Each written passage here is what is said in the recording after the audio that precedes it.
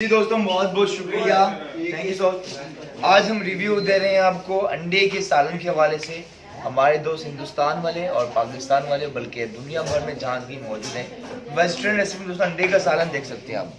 ये सब दिखा रहे हैं, हो चुका है तैयार और काफ़ी मज़े का इसका पेस्ट भी आप देख सकते हैं। बॉयल अंडे के साथ पेश किया और आपको एक और चीज़ बताऊँ, देख सकते हैं आप अंडे के सालन के को आज हमने जो बनाया था, सबसे पहले हमने अनियन अदरक लहसुन को ब्राउन करके एक पेस्ट सा बना लिया था। सुमैया ने पूछा इसका पेस्ट अच्छा नहीं बनता।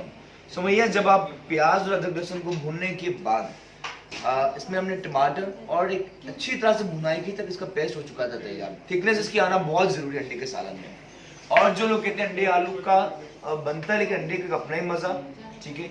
और अंडे आपने ये देख सकते हैं, आपको दिखाऊंगे हमारे सब दिखाइएगा प्रेजेंटर।